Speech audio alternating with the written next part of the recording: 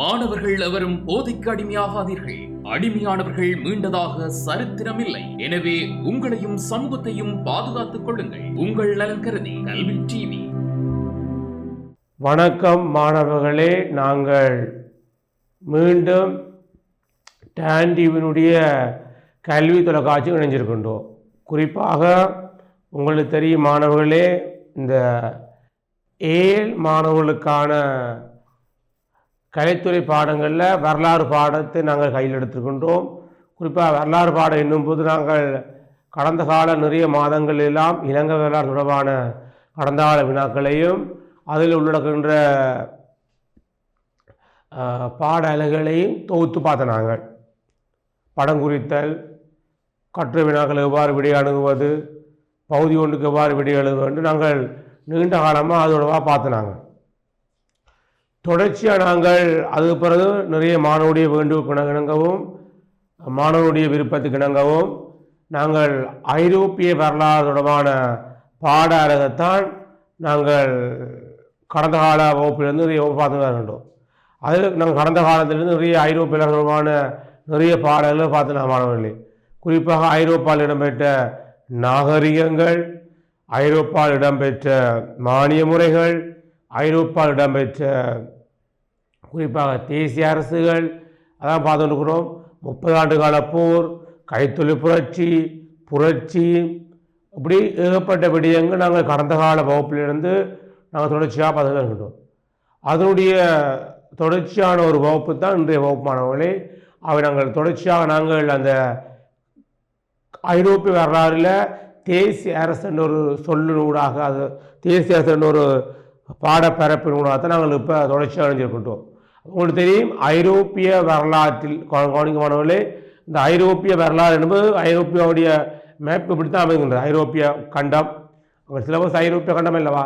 அப்போ ஐரோப்பா இருக்கின்ற நாடுகள் தெரிஞ்சிருக்க வேணும், தலைநகரம் தெரிஞ்சிருக்க வேணும், அங்கே இருக்கின்ற நதிகள், அங்கே இருக்கின்ற கடல்கள், அதோட முக்கியமான துறைமுகங்கள், அதை விட அங்கே இருக்கின்ற வரலாற்று முக்கியத்துவமாக இந்த இடங்கள் என்று ஏகப்பட்ட இடங்கள் ஐரோப்பிய தான் படம் கொடுத்தலையும் பெறும் பார்க்குறாங்க. ஆகவே நாங்கள் தேசிய அரசு என்ற ஒரு விடயத்தை தான் நாங்கள் கடந்த கால வகுப்பிலிருந்து பார்த்து நாங்கள். ஆகவே தேசிய அரசு என்ற ஒரு விடயம் ஐரோப்பாவில் குறிப்பாக மறுமலர்ச்சி செய்யப்பட்ட பிறகு 15ஆம் நூற்றாண்டு பிறகு ஏற்பட்ட ஒரு புதிய வகையான ஆட்சியத்தை நாங்கள் தேசிய அரசு என்று வர்ணிக்கின்றோம். குறிப்பாக தேசிய அரசு என்று தோற்றம் பெறுவதற்கு முக்கியமான காரணம் அமைந்தது மாணவர்களே, மாணவர்களே, குறிப்பாக தேசிய அரசு என்னும்போது குறிப்பாக கிபி 15ஆம் நூற்றாண்டு பிறகு ஐரோப்பாவில் தோன்றிய ஒரு புதிய வகையான ஆட்சி முறைதான் தேசிய அரசு என்று வர்ணிக்கப்படுகின்றது. குறிப்பாக ஒரே இனம், ஒரே மொழி, ஒரே மதம் என்ற ஒரு கொள்கைக்குள் அடிப்படையில் வரையறுக்கப்பட்ட எல்லைக்கு உள்ளடக்கி அரசியல், பொருளாதார, கலாச்சார அடிப்படையில் மேற்கொள்ளப்பட்ட ஒரு ஆட்சி முறையை நாங்கள் தேசிய அரசு என்று வர்ணிப்போம். அங்கே பாருங்கள், கிபி 15ஆம் நூற்றாண்டிலே தோன்றிய புதிய வகையான அரசியல் முறை தேசிய அரசு எனப்படும். குறிப்பாக அதாவது வரையறுக்கப்பட்ட ஒரு எல்லைக்கும் ஒரே இனம், ஒரே மொழி, ஒரே மதம் போன்றவற்றை உள்ளடக்கி அரசியல், பொருளாதார, கலாச்சார அடிப்படையில் முழு நிறைவான அதிகாரம் கொண்ட அரசு தேசிய அரசு எனப்படும். தேசிய அரசு வரவழைக்கலாம் கடந்த பார்த்து நாங்கள் மாணவர்களே. அதுக்கு பிறகு அப்படி தேசிய அரசாக எழுச்சி பெற்ற முதலாவது நாடு தான் இஸ்பானியா பற்றி பார்த்து நாங்கள். இஸ்பானியா பிறகு இங்கிலாந்து, பிரான்ஸ் போன்றவும் தேசிய அரசாக எழுச்சி பெற்றதோடு தேசிய அரசானது தனக்கான முழு நிறைவான அதிகாரம் கொண்ட அரசாகத்தான் தேசிய அரசு இருக்கும் என்று நாங்கள் பார்த்துனாங்க மாணவர்களே. அது பாருங்கள், தேசிய அரசின் பண்புகள் இருக்கின்றது. ஒரு தேசிய அரசு என்றால் நிறைய பண்புகளை கடந்த கால வகுப்பிலாம் பார்த்துனாங்க. குறிப்பாக தனக்கென வரையறுக்கப்பட்ட ஒரு எல்லையை கொண்டிருக்கின்றது, தனக்கான இனம் இருக்கின்றது, தனக்கான மொழி இருக்கின்றது, தனக்கான மதம் இருக்கின்றது, ஆட்சியாளர் அதிகாரம் கொண்டவர் இருப்பார், அதோட முழு நிறைவான தண்ணீர் கொண்ட ஒரு ஆட்சியை காணப்படும், வரையறுக்கப்பட்ட எல்லை காணப்படும், அதோட ஆட்சியாளர் அங்கு இறமை கொண்டவனாக காணப்படுவான், அதோட அங்கே ஆட்சியாளர் தான் முக்கியம் பெறுவான், அவனுக்கு கீழே பிரேசாட்சிகள் ஏனைய ஆட்சிகள்லாம் காணப்படும். குறிப்பாக தனக்கு தனியாக தனித்துவமான ஒரு ஜாப்பு காணப்படும், நீதித்துறை காணப்படும், சட்டம் காணப்படும், அரசியல் பொருளாதாரம் என்ற அடிப்படையில் ஒரு தனிர்வான பொருளாதாரம் காணப்படும். முக்கியமாக நாட்டை பாதுகாக்கிறதுக்காண்டி தனக்கென உரித்தான ஒரு கடற்படை இருக்கும், தரைப்படை இருக்கும், அதோட தனக்கென இராணுவ சேவையை கொண்டிருக்கின்றது, நிரந்தரமான அரசு இருக்கும். இப்படியோடு நிறைய பண்புகளோடு தான் தேசிய அரசுகள் நாங்கள் பண்பு கொண்டதாக கடந்த கால வகுப்புலாம் பார்த்துனாங்க. நாங்கள் அப்படி தேசிய அரசாக உருவாக்காரங்கள் நிறைய இருக்கின்றது பார்த்துனாங்க. குறிப்பாக தேசிய அரசு உருவாக்கு நிறைய காரணம் இருக்கின்றது. பாருங்க மாணவர்களே, இதுவும் பார்த்துனாங்க. தேசிய அரசு என்பது வரையறுக்கப்பட்ட ஒரு எல்லைக்குள் ஒரே இனம், ஒரே மதம், ஒரே மொழி என்பவற்றினை உள்ளடக்கி ஒற்றுமையாகவும் வலிமையாகவும் அதேவேளை இறமை கொண்ட ஆட்சி முறை ஆகும். ஒற்றுமையாக இருக்கும், வலிமையாக இருக்கும், அதோட இறமை கொண்ட ஆட்சியாக இருக்கும். அந்த வகையிலே தேசிய அரசு கிபி 15ஆம் நூற்றாண்டின் பின் தோன்றிய புதிய ஆட்சி அமைப்பாகும். அவ்வாறு தேசிய அரசு தோற்றம் பெறுவதற்கு அரசியல், பொருளாதார, சமூக காரணிகள் பல அடிப்படையாக அமைந்து சுட்டி காட்டப்படுகின்றது. குறிப்பாக தேசிய அரசின் தோற்றத்துக்கு நிறைய காரணம் உதவுகின்றது. ஒன்று கொன்சாந்தனோல் வீழ்ச்சி, அடுத்தவர்கள் மானிய முறை வீழ்ச்சி, மறுமொழி அரசர்களின் எழுச்சி, நாடுகான் பயணங்கள், கைத்தொழில் புரட்சி, மத்திய தர வர்க்கத்தினர், வணிகவாதம், சமய சீர்திருத்த இயக்கம், அறிவியல் வளர்ச்சி என பல்வேறு காரணங்கள் அடிப்படையாக அமைந்த நாங்கள் கண்டுகொள்ளக்கூடிய இருக்கின்றது. அவை தேசிய அரசு என்றால் ஒரு நாடு தேசிய அரசாக எழுச்சி வருவதால் இவ்வளவு கண்டிப்பாக இருக்க வேண்டும்.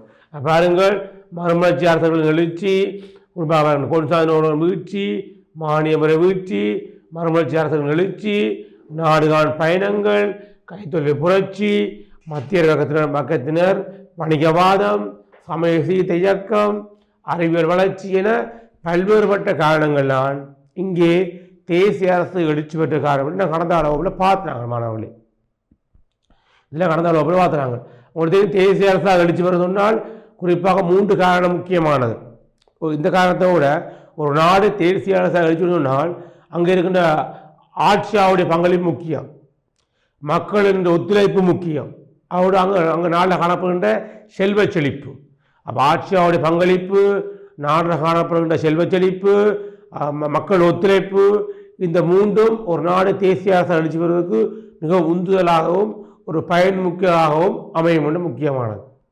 அடுத்த வாருங்கள், அப்போ பார்த்துனாங்க இந்த தேசிய அரசினுடைய பண்பு கடந்த அப்படின்னு பார்த்துனாங்க. நாங்கள் அவை அப்படி தேசிய அரசை எழுச்சி பெற்ற நாடுகளில் நாங்கள் பார்த்துனாங்க. இஸ்பானிய நாடு முதலாக எழுச்சி பெற்றது, அது இங்கிலாந்து பார்த்துனாங்க, பிரான்ஸ் பார்த்துனாங்க. அதுக்கப்புறம் வேறு ஐரோப்பிய நாடுகள்லாம் பிற்காலத்தில் தேசிய அரசாக தமக்குரிய பண்புகளோட தனித்துவமான பண்புகளோட வளர்ச்சியோட தன்மையை நாங்கள் கண்டுகொண்டாங்க. அப்போ அதனால் இஸ்பானியா பற்றி பார்க்க போகிறோம். இஸ்பானிய நாடு நாங்கள் கடந்த கொஞ்சம் பார்த்துனாங்க. இஸ்பானிய நாட்டை பற்றி பாருங்கள். ஐரோப்பாவிலே முதலாவது மிகப்பெரிய தேசிய அரசாகவும் சக்தி வாய்ந்த அரசாகவும் எழுச்சி பெற்றது இஸ்பானியா ஆகும். ஐரோப்பாவிலே முதலாவது மிகப்பெரிய தேசிய அரசாகவும் சக்தி வாய்ந்த அரசாகவும் எழுச்சி பெற்றதால் இஸ்பானியா பார்த்துனாங்க. ஆக இஸ்பானியா எழுச்சியில் பேர்டினண்ட், இசபெல்லா தம்பதியினர் மற்றும் அஞ்சான் சார்ஸ் போன்ற ஒரு பங்களிப்பு முக்கியமானது. நம்ம சொன்னதில்ல, ஒரு நாடு தேசிய அரசாக எழுச்சி பெறுவதனால் அங்கே இருக்கின்ற ஆட்சியாவுடைய பங்களிப்பும் அவர்களுடைய தரமான அல்லது அவர்களுடைய சிறப்பான நிர்வாக கட்டமைப்பும் அவர்களால் வளர்த்திருக்கப்படுகின்ற ஒரு ஆட்சி முறையில்தான் ஒரு நாடு தேசிய அரசாக எழுச்சி வருவதற்கு மிக உன்னத காரணம் என்று பார்த்துனாங்க. பாருங்கள், இஸ்பானியா எழுச்சியில் பேர்டினண்ட், இசபெல்லா தம்பதியினர் மற்றும் அஞ்சான் சார்ஸ் போன்ற பங்களிப்பு மிக முக்கியமானதாகும். இது பார்த்துனாங்க. பேர்டினண்டும் இசபெல்லா போன்ற தம்பதியினர்கள் திருமணம் முடித்த மூலம் அங்கே ஒரு நிலப்பரப்பு இணைக்கப்பட்டு தேசிய எழுச்சி வருது பார்த்துனாங்க. அதோட அஞ்சான் சார்ஸ் போன்றோடைய பங்களிப்பும் இங்கே தேசிய அரசாக எழுச்சி வருவதற்கு மிகவும் முந்துதலாக அமைந்ததாக பார்த்துனாங்க மாணவர்களே. அடுத்த வாருங்கள், ஐரோப்பாவிலே மிகவும் சக்தி வாய்ந்த அரசாக இஸ்பானியா எழுச்சி அடைந்தது. ஐரோப்பிய நாடுகளிலே மிகவும் சக்தி வாய்ந்ததாகவும் படைப்பலம் கொண்ட சிறந்த நிர்வாகம் கொண்ட ஒரு அரசாக அடிச்சுவிட்ட முதலாம் நாடு தான் இஸ்பானியாவை பார்க்குறாங்க. பாருங்கள், அந்த வகையில் இஸ்பானியா பல ராஜ்யங்களுக்கும் முன்னுதாரணமாக விளங்கியது. இஸ்பானியானது பல ராஜ்யங்களுக்கு முன்னுதாரணமாக விளங்கியது. அரசியல், பொருளாதார, கலாச்சார ஆகிய துறைகளில் இஸ்பானியா தன்னிறைவான நிலையை அடைந்திருந்தது. அரசியல், பொருளாதார, கலாச்சார ஆகிய துறைகளில் இஸ்பானியா ஒரு தன்னிறைவான ஒரு நிலையை அடைந்த நாங்கள் பார்த்துனாங்க. குறிப்பாக 2ஆம் பிலிப் ஆட்சியின் பின் இஸ்பானியா சரிவடைந்த போதிலும் இஸ்பானியா 19ஆம் நூற்றாண்டு இறுதிப் பகுதியில் மிகப்பெரிய வல்லரசு அடைஞ்சிட்டது. அப்போ பேர்டின் இசபெலா, அஞ்சான் சார்ஸ் போன்றவுடைய ஆதரவோடு வளர்ச்சியடைந்து தேசிய எழுச்சி பெற்றிருந்தது. இடைப்பட்ட காலத்தில் 2ஆம் பிலிப் போன்ற பலவீனமான ஆட்சி காரணமாக அது வீழ்ச்சி அடைந்தது. ஆனால் 19ஆம் நூற்றாண்டின் இறுதியில் மிகப்பெரிய தேசிய அரசாக எழுச்சி பெற்ற நாடுதான் இந்த இஸ்பானியா என்பது முக்கியமான ஒரு விடயம். அடுத்தவர்கள் ஆரம்பத்தில் இதெல்லாம் பார்த்தாங்க. ஆரம்பத்தில் இஸ்பானியா பல்வேறு பகுதிகளாக பிரிக்கப்பட்டு காணப்பட்டது. குறிப்பாக அரகன், காஸ்டில், கிரனடா, நவரோ என 4 பகுதிகளாக பிரிந்து காணப்பட்டது. அவ்வாறு பிரிந்து காணப்பட்ட அப்பகுதிகளை ஒன்றிணைத்து இஸ்பானியாவை வயவுடச் செய்தமை பேர்டினண்ட் இசபெல்லா என்ற ஆட்சியாளரின் முயற்சிகளாகும். அப்போ பல்வேறு பகுதிகளாக பல்வேறு நில துண்டுகளாக பிரிந்திருந்த இஸ்பானியாவை பேர்டினண்ட் இசபெல்லா போன்றவர்களுடைய திருமணம் மூலம் அரக்கன் ஆஸ்திரேலியா பகுதி இணைக்கப்பட்டு ஒரு வலுவான அரசு உருவாக்கப்பட்டது. அரகன் பிரதேச அரசனான பேர்டினண்ட் காஸ்டில் பிரதேச இளவரசியான இசபெல்லாவும் திருமணம் செய்ததன் மூலம் அரகன் மற்றும் காஸ்டில் பிரதேசங்கள் ஒன்றிணைத்து தனித்துவமான ஆட்சியமாக உருவெடுத்து வளர்ச்சி அடைந்தது. அதனால அக்கால பகுதியில் கிரனடா பிரதேசத்தில் இஸ்பானியரின் மேலாதிக்கம் காணப்பட்டது. அதோட கிரனடா பகுதியில் குறிப்பாக இஸ்பானியாவின் மேலாதிக்கம் காணப்பட்டது. அவ்வேளை இவர்கள் பணியெடுத்த இஸ்லாமிய மேலாதிக்கம் காணப்பட்டது. அவ்வேளை இவர்கள் பணியெடுத்து இஸ்லாமிய ஆதிக்கத்திலிருந்து கிரனடா பகுதியை விடுவித்து அப்பிரதேசத்தையும் தமது பகுதியோடு இணைத்து கொண்ட வேளை நவரோய் பிரதேச சிற்றரசர்களும் பிறகுகளும் செல்வாக்கு உட்பட காணப்படும் அந்த பகுதி இணைக்கப்பட்டிருப்பாங்களா. அப்போ பேர்டினண்ட் இசபெல்லா திருமணம் செய்ததன் மூலம் குறிப்பாக அரகன் பிரதேசமும் அடுத்தது குறிப்பாக அரகன் பிரதேசம் காற்று பிரிவு இணைக்கப்பட்டது. பிறகு கிரனடா பகுதி 3ஆம் பகுதி மாணவர்களே 3ஆம் பகுதியான கிரனடா பகுதியில் இஸ்லாமியனுடைய மேலாதிக்கம் காணப்பட்டது. அந்த இடங்கள் நோக்கி படையெடுத்து இஸ்லாமிய மேலாதிக்கத்திலிருந்து கிரனடா பகுதியையும் அரகன் காஸ்டில் பகுதியோடு இணைத்து ஒரு மிகப்பெரிய நிலப்பரப்பு கொண்ட அரசாக தேசிய அரசாக இஸ்பானியா எழுச்சி வருகிறது. அதுக்கு பிறகு நவரோய் பகுதியில் சிற்றரசர்கள் அல்லது பிரதேச ஆட்சியாவுடைய செல்வாக காணப்பட்டது. அந்த பிறகோடு செல்வாக காணப்பட்டது. அந்த இடங்கள் நோக்கியும் படையெடுத்து அதையும் கைப்பற்றி ஒரு பரந்த ஒரு பேரரசாகவும் ஐரோப்பாவில் ஒரு பாரிய நிலப்பரப்பு கொண்ட அரசாகவும் தனித்துவமான இனத்தை கொண்ட தனித்துவமான மதத்தை கொண்ட தனித்துவமான மொழி, படைகள், இராணுவம், சட்டம், நீதி என்ற அடிப்படையில் ஒரு எழுச்சி பெற்ற முதல் அரசு தான் இஸ்பானியா. பார்த்துனாங்கள். அடுத்து பாருங்கள் இஸ்பானியாவின் முழு பகுதியை நமது செல்வாக்கை நிலைநிறுத்தி கொண்டார். அங்கே சிற்றரசர்களோ பிறகுகளோ தலையெடுக்க முடியாமல் சிறப்பான ஆட்சி இடம்பெற்றது. பார்த்துனாங்க. அப்போ பேர்டினண்ட் இசபெல்லா நாட்டின் பொருளாதாரத்தை மேம்படுத்தும் வகையில் பல்வேறு அபிவிருத்தி திட்டங்களை மேற்கொண்டார். அந்த வகையிலே விவசாயம், கைத்தொழில், வர்த்தகம் போன்றவற்றை மேம்படுத்துகிற நடவடிக்கைகளை மேற்கொண்டார். முதலில் ஒரு நாடு தேசிய அரசாக வெடிச்சு வரைக்க ஒரு நாளில் 3 பொருளாதார ரீதியாக 3 துறைகள் இருக்கின்றது. குறிப்பாக விவசாயத்தை மேம்படுத்தணும், கைத்தொழில் போன்ற தொழில்களை மேம்படுத்தணும், உள்நாட்டு வர்த்தகத்தை மட்டுமில்லாமல் வெளிநாட்டு வர்த்தகத்தை மேற்கொள்ளணும். விவசாயம், கைத்தொழில், வர்த்தகம் என்ற அடிப்படையில் ஒரு நாட்டை வளப்படுத்துவதற்கு அந்த நாட்டுடைய ஆட்சியாளர்கள் அர்ப்பணிப்போடு செய்ய போகணும். அதன் அடிப்படையில் இந்த இஸ்பானிய நாட்டு ஆட்சியை இந்த பேர்டினண்ட் இசபெல்லா போன்ற 2 தம்பதியினர்களும் இஸ்பானியாவுடைய நிலப்பரப்பு அதிகரித்து இஸ்பானியா கொண்ட ஒரு தனித்துவ நாடு உருவாக்கினாப்பொழுது அங்கே நாம் விவசாயத்தை வளர்த்தெடுக்கணும், வர்த்தகத்தை வளர்த்தெடுக்கணும், கைத்தொழிலை செய்யணும், பலப்படுத்தினோம். இப்போ பாருங்கள், அது பாருங்கள் நாட்டை அறிவியல் துறையை முன்னேற்றுவதற்காக பாடசாலைகள் அமைக்கணும், பல்கலைக்கழகங்கள் அமைக்கணும். நாட்டை அரசியல் ரீதியாக வளப்படுத்த மட்டும் காணாது, பொருளாதார ரீதியாக வளப்படுத்தினா மட்டும் கூட காணாது. அப்போ சமய ரீதியாக வளப்படுத்தி மட்டுமில்லாமல் அறிவியல் ரீதியாக சமூக பழக்க வழக்கம் ரீதியாக ஒரு அறிவுபூர்வமான மக்கள் பரம்பரையை உருவாக்குவதற்காக இந்த பேடிரணி விசப்பட தம்பதிமார்கள் பாடசாலை கட்டி கல்வியை போதிக்கிறார்கள். பாரத கல்வி நிறைவு செய்ய வெற்றிகரமாக நிறைவு செய்தார்கள். பல்கலைக்கழகம் தெரிவு செய்யப்பட்டு பல்கலைக்கழகங்களை நிறைவு செய்கிறார்கள். அப்போ பல்கலைக்கழகங்கள் பாரத கட்டின மூலம் அங்கே அறிவுபூர்வமான மக்களும் சமூக பழக்க வழக்கங்களில் உயர்வான மக்களும் தோற்றம் பெறுவதற்கு இந்த பேடிரணி விசப்படாவும் ஒரு முக்கிய காரணமாக அமைகின்றார்கள்.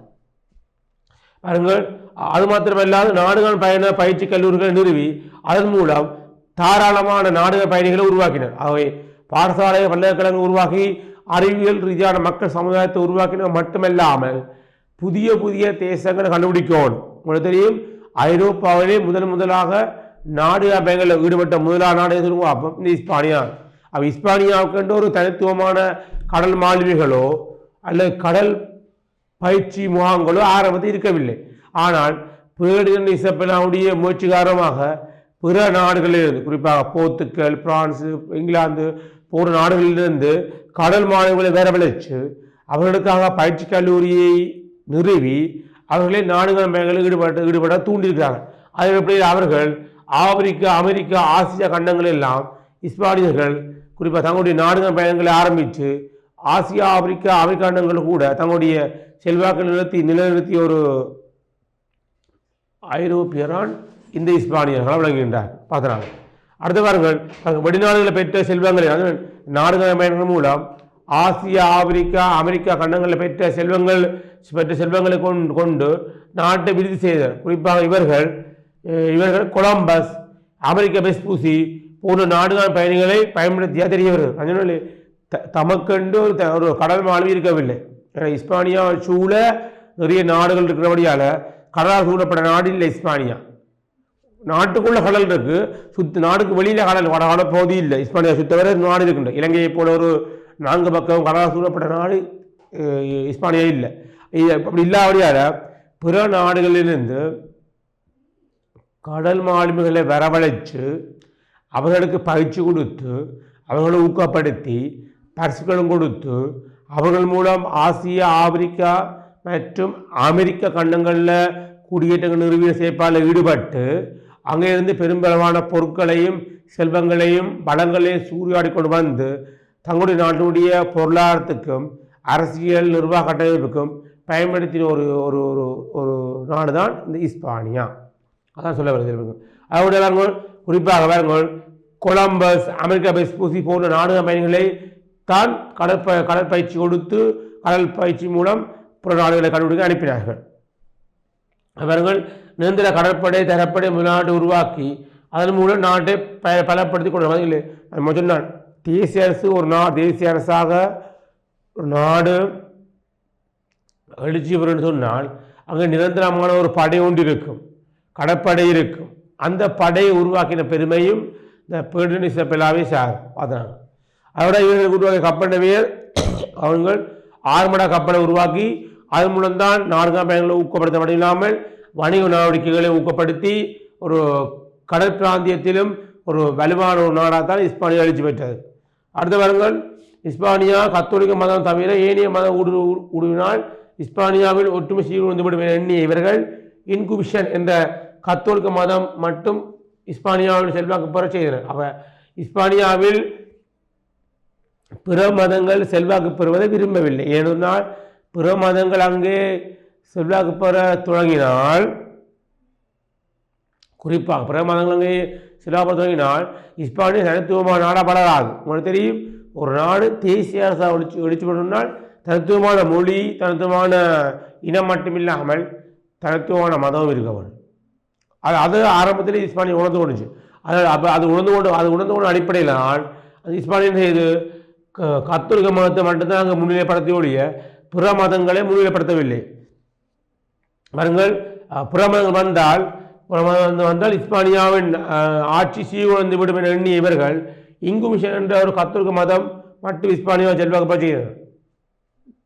பிற மதங்கள் செல்வாக்கு பெற அளவுக்கு இங்குமிஷன் எனப்படுகின்ற மத உறுப்பு ஒரு அமைப்பை உருவாக்கி பிற மதங்களுடைய செல்வாக்கை ஏற்படாத தடுத்த ஒரு பெருமையும் இந்த பேடிரணி விசப்படாக இருக்கின்றது. பார்த்துறாங்க.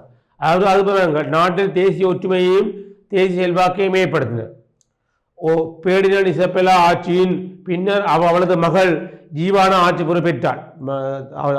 அந்த பேடினன் இசபெல்லா பிறந்த ஜீவானா ஆட்சி பொறுப்பேற்றார். அவளது கணவனான முதலாம் பிலிப் அமைதியான ஆட்சியை விரும்பியதால் இவர்கள் முன்னர் நிர்வகிக்கப்பட்ட பகுதிகளை ஒழுங்கமைப்புடன் ஆட்சி புரிந்தனர்.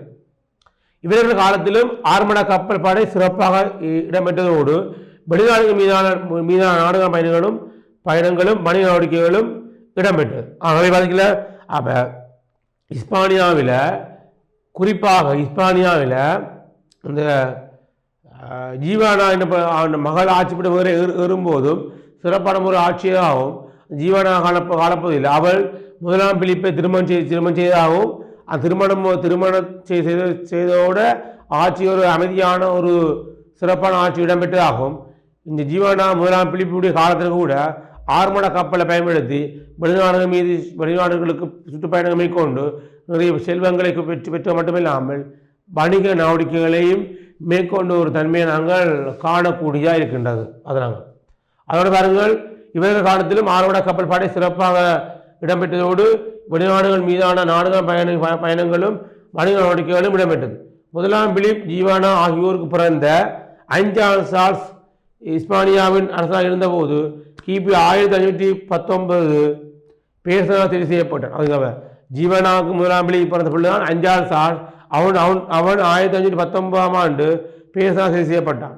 குறிப்பாக அவர்கள் போப்பாண்டவர் 10ஆம் லியோவினால் இவன் பேரசானியும் கொண்டமை இஸ்பானியா வலிமையையும் போலையும் காட்டுகிறது.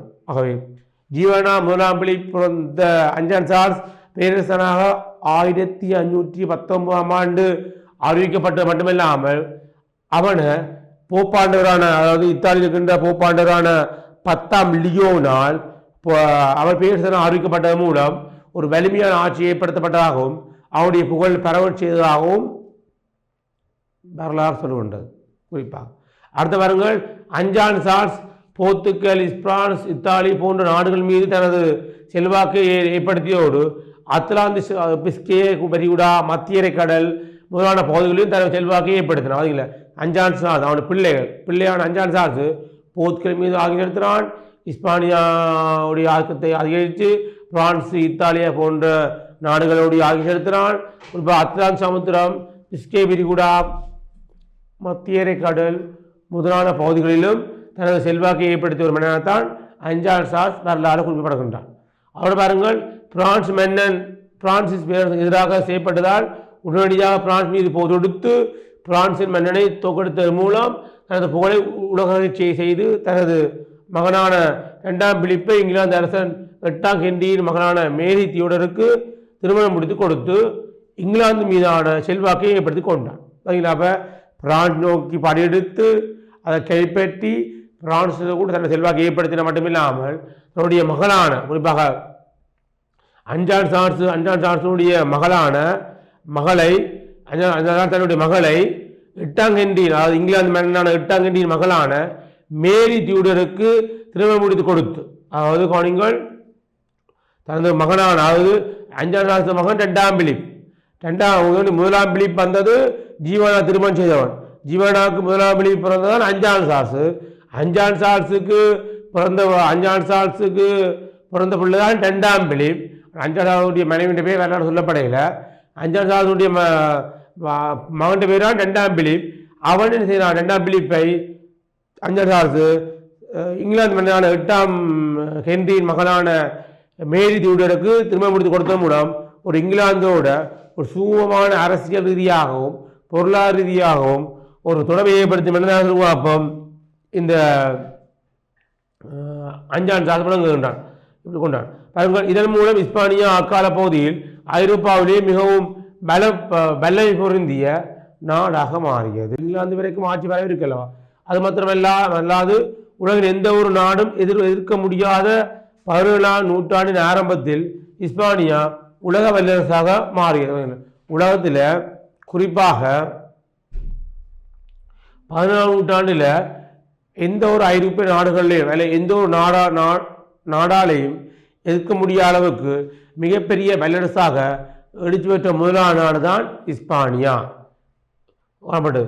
அக்கால பகுதியில் பிற நாடுகளில் குடியேற்றங்கள் நிறுவுகின்ற வல்லமை கொண்ட நாடாக இஸ்பானியா காணப்பட்டதோடு பிற நாடுகள் மீதும் குடியேற்றங்கள் அமைத்து அங்கே இருக்கிற செல்வங்களை சூறையாடி பலங்களை சூறையாடி ஐரோப்பாவிலே மிகப்பெரிய வல்லரசாக எழுதி பெற்ற நாடு தான் இந்த இஸ்பானியா. உள்நாட்டிலே மானிய பிரபுத்துவ முறை இல்லாமொழிக்கப்பட்டு புதிய மத்திய வக்கத்துடன் இஸ்பானியா பேரெழுச்சி அடைந்தவர்கள். உள்நாட்டிலே மானிய முறை இல்லாமொழிக்கப்பட்டு மானிய முறை ஐரோப்பா காலகட்டங்களில் 3 பிரிக்கலாம் மாணவர்களே. ஒன்று பிரதான காலம், மத்திய காலம், நவீன காலம். இந்த மத்திய காலத்தால் நிலவுதான் மானிய முறை என்று சொல்லுவோம், மானிய முறை காலம். அந்த மானிய முறையானது இஸ்பானியால் ஒழிக்கப்பட்ட மட்டுமில்லாமல் புதிய மத்திய பக்கத்தினர், அதாவது கல்வி கட்டியிருப்பினம் சொத்திருப்பினம், அவை தான் அப்படி சொல்லுவோம். புதிய மத்திய பக்கத்துடன் இஸ்பானியா ஐரோப்பாவிலே மிகப்பெரிய ஒரு பேரர்ச்சி அடைந்த நாங்கள் சொல்லிக்கொள்ளலாம். உள்நாட்டிலே பல சீர்திருத்தங்கள் உருவாக்கப்பட்டு அதன் மூலம் வலிமை வாய்ந்த அரசொன்று நிறுவப்பட்டது. இதனால் இஸ்பானியா உறுதியுடன் காணப்பட்டது. அதுல முக்கியம். அவை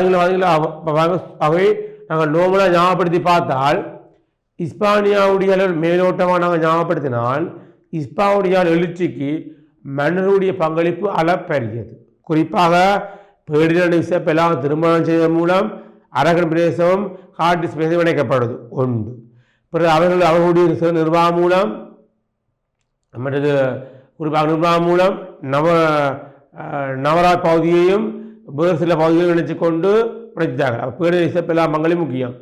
பேர்டினாண்ட் இசபெல்லாக பிறந்த பிள்ளைதான் ஜீவானா. அவருடைய ஆட்சி காலத்திலே சிறந்த முறையில் ஆட்சியிடம் இருக்கின்றது. அப்புறம் ஜீவானா என்ற பெண் முதலாம் பிலிப்பை திருமணம் செய்கிறார். முதலாம் பிலிப்பு காலத்தில் கூட இஸ்பானியா ஒரு அமைதியான ஆட்சியிடம் வென்றது. அப்புறம் ஜீவானாவுக்கு முதலாம் பிலிப்பு பிறந்த பிள்ளைதான் அஞ்சான் சார். இவருடைய காலத்தில் போர்த்துக்கல், பிரான்ஸு, இத்தாலி, இங்கிலாந்து போன்ற நாடுகளோடு கூட நல்ல ஒரு வலுவான ஒரு அரசியல் பொருளாதார தொடர்பு இருக்கின்றது. அப்புறம் அஞ்சான் சாரத்துக்கு பிறந்த பிள்ளை தான் ரெண்டாம் பிலிப். ரெண்டாம் பிலிப் என்ன செய்தார், தன்னுடைய மகளை இங்கிலாந்து மன்னரான 8ஆம் ஹென்றியுடைய மகளான மேரி தியூடர் திருமணம் செய்ய மூலம் இங்கிலாந்திற்கு கூட தன்னுடைய செல்வாக்கை ஏற்படுத்தினார். ஆகவே இப்படித்தான் ஆட்சியாவுடைய பங்களிப்போடையும் சிறந்த நிர்வாக கட்டமைப்போடையும் அரசியல் பொருளாதார ரீதியாக தனக்கு அனுத்துவமான ஒரு நாடாக எழுச்சி பெற்ற நாடு தான் இஸ்பானியா. இஸ்பானியானது ஐரோப்பாவில் மிகப்பெரிய வல்லரசாக எழுச்சி பெற்ற நாடு தான் இந்த இஸ்பானியா. பார்த்துனாங்க இஸ்பானியா இருக்கின்றது. ஆகவே இஸ்பானியா பார்த்துனாங்க. அடுத்த பாருங்கள், இப்படி வேகமாக எழுச்சி பெற்ற இஸ்பானியா 18ஆம் நூற்றாண்டு பிறகு வீழ்ச்சி நிலை அடையுது. அதுவும் காரணத்தவோ பார்த்தாங்க. பாருங்கள் வீழ்ச்சியை பாருங்கள். இஸ்பானியா ஒரு தேசிய அரசாக உருவாகிய போதிலும் கிபி 19ஆம் நூற்றாண்டு பின் நிறைய பகுதியில் அது வீழ்ச்சி அடைந்ததை காண முடிகின்றது. 10ஆம் நூற்றாண்டு பின் அது வீழ்ச்சி அடைந்ததை காண முடிகின்றது. அந்த வகையில் இஸ்பானியா வீழ்ச்சிக்கு அக்கால பகுதியில் ஏற்பட்ட அரசியல் சூழ்நிலைகள் மற்றும் ஆட்சியாளருடைய செயற்பாடுகள் போன்றன வீழ்ச்சி காரணம் என கூறப்படுகின்றது. அப்போ எப்படி ஒரு நாடு தேசிய அரசாக எழுச்சி வருவதற்கு ஆட்சியாளருடைய பங்களிப்பு முக்கியமோ அல்லது மக்களுடைய ஒத்துழைப்பும் அங்கே இருக்கிற செல்வ செழிப்பு முக்கியமோ, அதே போல் ஆட்சியாவுடைய மோசமான ஆட்சியாலேயும் அந்த நாடு வீழ்ச்சி அடையும். குறிப்பாக அவர்கள் ஆட்சியாவுடைய மோசமான ஆட்சியாவுடைய செயற்பாடு காரணமாக இஸ்பானியானது 19ஆம் நூற்றாண்டு பிறகு வீழ்ச்சி அடைகிறது. அந்த வகையிலே இஸ்பானியா எழுச்சிக்கு காரணமானவர்களே அதன் வீழ்ச்சிக்கும் அடிப்படையாக அமைகிறார்கள். பேர்டினாண்ட் இசபெல்லா ஆகியோர் கடுமையாக கத்தோலிக்க மத சிந்தனைகளை அமல்படுத்தியதால் சில எதிர்ப்புகளை சம்பாதித்துக் கொண்டனர். தீவிரமான கத்தோலிக்க மத சிந்தனை கொண்ட மட்டுமில்லாமல் இங்கு செல்லப்படுகிற மத உறுப்பு நீதிமன்றம் மூலம் பிற மதத்தை கண்டிக்கப்பட்டதால் பிற மத சேர்ந்தார்கள் இஸ்பானியா வாழ முடியாமல் வேறு வேறு நாடுகளுக்கு போறாங்க. அதால் மக்களது குறைவடைந்து இஸ்பானியா வீழ்ச்சியை ஆரம்பிக்குது. இதேவேளை ஜீவானாவின் ஆட்சி சில தளம்பல் நிலைமைகளை கொண்டிருந்தன. அதேவேளை ஜீவன ஆட்சி சில தளம்பல் நிலைமைகளை கொண்டிருந்தார் என்றால் அவருடைய ஆட்சி சீராக இடம்பெறவில்லை. குழப்பமான தன்மையும் நிர்வாக கட்டமைப்பை ஒழுங்காக கொண்டு போகாத தன்மையும் இடம்பெற்றுகின்றது. இதே போன்று அஞ்சான் சார்ஸ் தாய்மொழி பற்றி அற்றவனாகவும் அவரும் அஞ்சான் சார்ஸ் என்பவன் அதன் குழப்பம் ஜீவனாவுக்கு முதலாம் பிள்ளை அஞ்சான் சார்ஸ் அவனோட தாய்மொழி பற்றற்றவனாகவும் பல பிரதேசங்களை கைப்பற்றியமல் அவற்றை நிர்வகிக்க முடியாமல் வல்லமை அற்றவனாக காணப்பட்டான். தாய்மொழி பற்றாற்றவாக இருக்கின்றான். குறிப்பாக அவனுடைய திறமை காரணமாக போர்த்துக்கல் நாடை கைப்பற்றிருக்கிறான். இத்தாலி, பிரான்ஸ், ஏன் இங்கிலாந்து கூட திருமண தொடர்பு மூலம் அங்கே அவனுடைய செல்வாக்கு ஏற்படுத்தியிருக்கிறான். ஆனால் நிறைய பிரதேசங்களை கைப்பற்றி வச்சுக்க மட்டும் ஒரு ஆட்சியாளர் சிறப்பு இல்லை, அதை ஒழுங்கான முறையை நிர்வகிக்க வேண்டும். படிக்கிற காலத்தில் அப்படித்தான் நிறைய பாடங்களை நிறைய நேரம் மெனக்கட்டு படிக்கிறது முக்கியமில்லமானவர்களே. கொஞ்ச நேரம் படித்தாலும் அவ்வளவும் மனதுக்குள்ள பதியக்கூடியாக ஞாபகம் வச்சக்கூடிய அளவு படிக்க வேண்டும். நீண்ட நேரம் இருந்து கண் முழிச்சு படிக்கிறது முக்கியம் இல்லை, ஒரு குறுகிய நேரம் ஒரு 3 மணி 4 மணி படித்தா கூட அவ்வளவு விளங்கி அவ்வளோத்தை ஞாபகப்படுத்தி படித்தாலே போதுமானது. நீண்ட நேரம் இரவு படிக்கிறது அல்லது நீண்ட நேரம் கண் முழிச்சு படிக்கிறதெல்லாம் தேவையற்ற செயல். கொஞ்ச நேரத்தில் ஒழுங்காக படித்தா உங்களுக்கு ஞாபகம் இருந்தால் விஷயம் முடிஞ்சு படித்தே கூட புள்ளி எடுக்கலாம். நீண்ட நேரம் படிப்பதால் கூட புள்ளி எடுக்க முடியாது. பொறுப்பாக உணர்ந்து ஒரு குறுகிய நேரத்தில் படித்தாலே நீங்கள் நிறைய புள்ளி எடுக்கலாம். அதே போல தான் இந்த அஞ்சான் சார்ஸ் என்பவன் அப்படித்தான். அவன் நிறைய இடங்களை கைப்பற்றியிருக்கான், ஆனால் அது நிறைய இடங்களில் நிர்வகிக்க முடிய திறமை அவனுக்கு இருக்கவில்லை. அதனால் அந்த பகுதியெல்லாம் காலப்போக்கில் விடுபட்டு தன்னிச்சையான ஒரு நிர்வாகமாக செய்யப்படுது, தன்னிச்சை இயங்க துவங்கிட்டு. இதுவும் என்ன, இஸ்பானியானது தேசியத்தை இருந்து வீழ்ச்சி அடைய ஒரு காரணமாக அமைகின்றது. அடுத்தவர்கள் இஸ்பானியான் வீழ்ச்சியில் பெரிதும் பங்காற்றிய மன்னனாக 2ஆம் பிலிப் சுட்டி காணப்படுகின்றான். நீங்கள் 2ஆம் பிலிப்பும் காரணமாக, அதாவது 2ஆம் பிலிப் அப்போ 5ஆம் சாஸ்திரனுடைய மகன் தான் 2ஆம் பிலிப். அவன் தான் அப்புறம் 8ஆம் ஹென்றியுடைய மகனான மேரியை திரும்ப முடித்தவன். அப்போ இஸ்பானியான் வீழ்ச்சியின் பெரிதும் பங்காற்றிய மன்னனாக 2ஆம் பிலிப் சுட்டி காணப்படுகின்றான். 2ஆம் பிலிப் அவசர புத்தியும் தெளிவற்ற அரசியல் கொள்கையும் திட்டமிடப்படாத செயற்பாடுகளையும் கொண்டு வந்தார். 2ஆம் பிலிப் அவசர புத்தியும் தெளிவற்ற அரசியல் கொள்கையும், அவசர புத்தி இருக்கின்றது, தெளிவற்ற அரசியல் கொள்கையும் திட்டமிடப்படாத செயற்பாடு கொண்டு வந்தார். ஒரு அவசர புத்தி, ஒரு பதற்றமான ஒரு நீண்ட கால திட்டம் இல்லாமல் ஆட்சி எப்படி கொண்டு நடத்தணும், அரசியல் ரீதியை அனுபவமற்றவனாகவும் தனித்துவமான கொள்கை லட்சியம் இல்லாதவனாகவும் திட்டமிடப்படாத செயற்பாடுகள் முன்னெடுப்பவனாக காணப்படவடையால அவனுடைய செயற்பாடுகளும் பிற்காலத்தில் இஸ்பானியா வீழ்ச்சி அடைய காரணமாக அமைகின்றது. பாருங்கள், அந்த வகையில் இங்கிலாந்து இளவரசி மேரி தீவுடன் இவன் திருமணம் புரிந்த போதிலும் இவன் அங்கு நடந்து கொண்ட முறைமை இங்கிலாந்து மக்களுக்கு அதிருப்தி ஏற்படுத்தியது. இங்கிலாந்து இளவரசனான 8ஆம் ஹென்றியுடைய மகனான மேரி தீவுடன் தான் திருமணம் முடித்தாலும் 5ஆம் சான்ஸ் போனவன் திறமே இல்லை. திருமணம் முடித்ததன் மூலம் அங்கே சிறப்பான ஒரு ஆட்சி மேற்கொள்ளவில்லை. உங்களுடைய நடவடிக்கை மீது இங்கிலாந்து மக்களை வெறுப்படையினர். பாருங்கள், மேரி இறந்ததை தொடர்ந்து மேரியின் சகோதரியான எலிசபெத்தை திருமணம் செய்ய விரும்பினார். மேரி இறந்தால் பிறகு ஒரு மேரியுடைய தங்கச்சியான அல்லது சகோதரியான எலிசபெத்தை திருமணம் செய்ய விரும்பினார். இதனால் மேரி இறப்பு மீது சந்தேகம் கொண்டு மேரியின் இறப்புக்கு 2ஆம் பிலிப் தான் காரணம் என கூறி கோபமடைந்தார். மேரி இறந்துட்டா, மேரி இறந்த அடுத்த கணமே இவன் மேரியோட தங்கையான எலிசபெத்தை திருமணம் விரும்பினான். இது அங்கே இருக்கின்ற இங்கிலாந்து அரசாங்க ஆட்சியாளர்களுக்கும் பொதுமக்களும் இடையிலே இவனுக்கு சந்தேகம் ஏற்படுது. இவன் தான் திட்டமிட்டு மேரியை கொலை செய்திருப்பான், இல்லை மேரியை கொண்டிருப்பான் ஒரு சந்தேகம் மக்கள் மத்தியில் வலுப்பெற இங்கிலாந்து மக்களுடைய எதிர்ப்புகளையும் 2ஆம் பிலிப் சம்பாதித்துக் கொள்கின்றார். குறிப்பாக பாருங்கள், இதனால் மேரியின் இறப்பையும் சந்தேகம் கொண்டு மேரியின் இறப்புக்கு 2ஆம் பிலிப் தான் காரணம் என கூறி கோபமடைந்தனர். மக்கள் எதிர்ப்பால் தோன்றிய குழப்பநிலை காரணமாக இங்கிலாந்து விட்டு 2ஆம் பிலிப் வெளியேறினார். மேரி இறப்புக்கு வந்த காரணம் என்று தெரிய வர ஒரு அங்கேயே தான் இருக்க முடியாத உணர்ந்தோட 2ஆம் பிலிப் இங்கிலாந்தை விட்டு வெளியேறி இஸ்பானியா போய் தன்னுடைய அரசியல் நடவடிக்கை மேற்கொள்ள போகிறான். ஆகவே இங்கிலாந்தினுடைய செல்வாக்கையும் இழக்கிற ஒரு நிலைமை தான் இந்த 2ஆம் பிலிப்புடைய செயற்பாடு காரணமாக இஸ்பானியை ஏற்படுத்தி கொள்ளுது. தொடர்ச்சியா பாருங்கள், இஸ்பானியா விட்டு வந்த 2ஆம் பிலிப் தனது நடவடிக்கைகளில் தீவிரம் காட்டிய போதிலும் எந்த ஒரு நிதானமின்றியும் செய்யப்பட்டாங்க. நிதானம் இல்லை, ஒரு திட்டமிட்டு பண்ணுறையில் தூரநோக்கோட சிந்தனை, தனக்குன்னு ஒரு அரசியல் கொள்கை இல்லாமல் செய்யப்பட்டான். இஸ்பானியாவிலே கத்தோலிக்க மதத்தை தீவிரமாக பரப்பியதோடு போப்பாண்டவரின் நட்பெயரை பெற்றுக்கொள்ள வேண்டும் என்பதற்காக ஏழு மதத்தினர் மீது கடுமையான நடவடிக்கைகள் முன்னெடுத்தவங்க. இஸ்பானியாவில் கத்தோலிக்க மதத்தை தீவிரமாக பரப்பி தனக்கு போப்பாண்டவர் ஒத்துழைப்பு வேணும். ஏனால் போப்பாண்டவரால் அங்கே இருக்கின்ற பேர் தெரிவு செய்வார், வேறு தெரிவு செய்ய மாட்டோம். ஆகவே போப்பாண்டவர் ஒத்துழைப்பு வேணும், அவர் ஒத்துழைப்பு இருந்தால் தான் நான் இஸ்பானியாவில் ஆட்சியை முன்னெடுக்க முடியும் என்று உணர்ந்து கொண்ட 2ஆம் பிலிப் தீவிரமாக கத்தோலிக்க மத சிந்தனையில் நான் பரப்பிக் கொள்கின்றான். ஏனைய மதத்தினரை கடுமையாக அடக்கியதால் பல்வேறு எதிர்ப்புகளை தோன்றின. இஸ்பானியாவின் மேற்கு மாகாணங்களில் புரட்டஸ்தாந்தினர் மவுண்ட் மில்லியம் தலைமையில் ஒரு போராட்டம் முன்னெடுத்தனர். அந்த போராட்டத்தை கட்டுப்படுத்த முடியாமல் போன 2ஆம் பிரிவினர் மவுண்ட் மில்லியத்தை சமாதான உடன்படிக்கை வரவழைத்து அவர் திட்டமிட்டு கொண்டு செய்கிறான். இதனால் ஆத்திரமடைந்த புரட்டஸ்தாந்தினர் தீவிரமாக கலவில் ஈடுபட்டதோடு இஸ்பானியாவில் இருக்கின்ற வடக்கு மாகாண பகுதிகளையும் கைப்பற்றி அவனுடைய புரட்டஸ்தாந்த மாற்றி அந்த பகுதியில் பிரகடனப்படுத்தினார். ஆகவே புறமாத்தனுடைய சமாதான உடன்படிக்கை செய்ய விளைச்சொல்லி போட்டு அவர் கொலை செய்கிறது, புறமாத்தங்களை துன்புறுத்துறது காலப்போக்கில் 2ஆம் பிலிப்புக்கு புறமாத்தனுடைய ஒத்துழைப்பு இல்லாமல் போகிறதுக்கும் ஒரு காரணமாக அமைந்து இஸ்பானியா வீழ்ச்சிக்கு அது உந்துதலாக அமைகின்றது. அது பாருங்கள், இதே போன்று போர்த்துக்கலின் உள்நாட்டு குழப்பங்கள் நடைபெற்ற போது அதனை கட்டுப்படுத்துவதாக கூறி இஸ்பானியாவின் படைகளை போர்த்துக்கல் நாட்டினுள் இறக்கினார். அதாவது இதே போன்று போர்த்துக்கலில் உள்நாட்டு குழப்பங்கள் இடம்பெற்ற போது அதை கட்டுப்படுத்தணும். பக்கத்து அயல் நாடு போர்த்துக்கல் நாடு அதை கட்டுப்படுத்தக்காண்டி என்னுடைய படைகளை அங்கே அனுப்பினாலும் அந்த படைகள் போர்த்துக்கல் நாடோட போர் செய்து தோல்வி அடையுது. இதுவும் என்ன இஸ்பானியாவுடைய வீழ்ச்சி காரணமாகின்றது. ஆகவே இப்படி வேகமாக அடிச்சு விட்ட இஸ்பானிய நாடானது படிப்படியாக வீழ்ச்சி அடைந்தபடி நாங்கள் இன்று பார்த்துருக்கின்றோம். ஆகவே தேசிய அரசண்டா என்ன, அதனுடைய பண்பு பார்த்தினாங்க, அது உருவாக காரணம் பார்த்தினாங்க.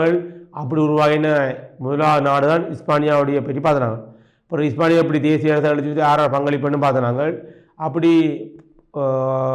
18ஆம் நூற்றாண்டு வரைக்கும் தேசிய அரசு அழிச்சு விட்ட இஸ்பானியா 19ஆம் நூற்றாண்டின் பின்னரை பகுதியில் எப்படி வீழ்ச்சி அடைந்த பற்றியும் பார்த்துருக்கின்றோம். தொடர்ச்சி நாங்கள் அடுத்த வகுப்பில் பார்க்கலாம் மாணவர்களே. நன்றி, வணக்கம் மாணவர்களே. கல்வி டிவியில் புத்தம்புது நிகழ்ச்சிகளை உடனுக்குடன் பார்த்து மகிழ எமது ஃபேஸ்புக் மற்றும் யூடியூப் பக்கத்தை லைக் செய்யுங்கள்.